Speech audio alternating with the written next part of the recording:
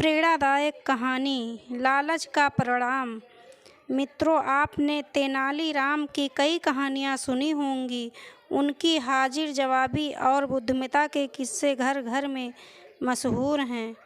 आज हम एक ऐसी ही कहानी सुनाने जा रहे हैं जो आपको गुदगुदाएगी भी और एक महत्वपूर्ण सीख भी देगी।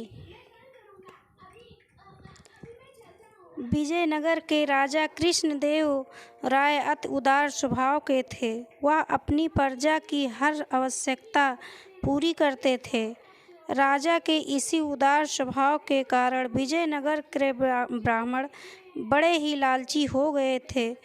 वह हमेशा किसी न किसी बहाने से अपने राजा का धन वसूल किया करते थे। एक दिन राजा कृष्णदेव राय ने उनसे कहा, मरते समय मेरी माँ ने आम खाने की इच्छा व्यक्त की थी जो उस समय पूरी नहीं की जा सकी।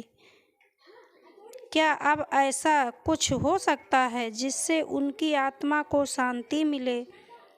यह सुनते ही एक ब्राह्मण ने कहा, यदि आप 108 ब्राह्मणों को सोने का एक एक आम दान दें तो आपकी माँ की आत्मा को शांति अवश्य ही मिल जाएगी।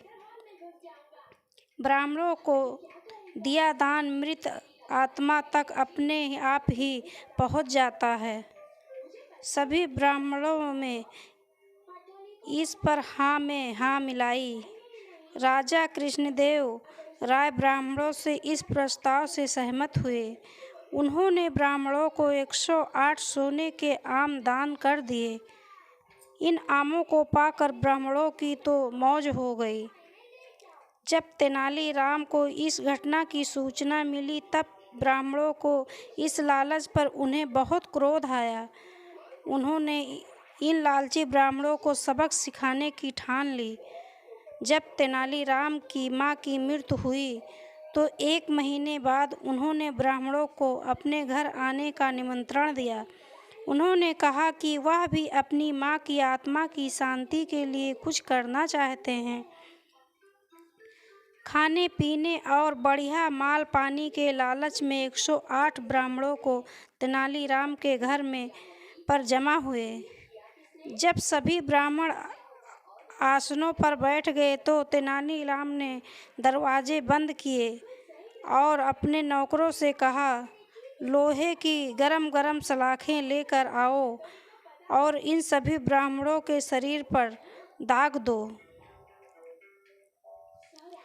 ब्राह्मणों ने जब यह बात सुनी तो उनमें चीख पुकार मच गई और सभी उठकर दरवाजे की ओर भागे। नौकरों ने उन्हें पकड़ लिया और एक एक दर के सभी को गरम सलाखें लगाई।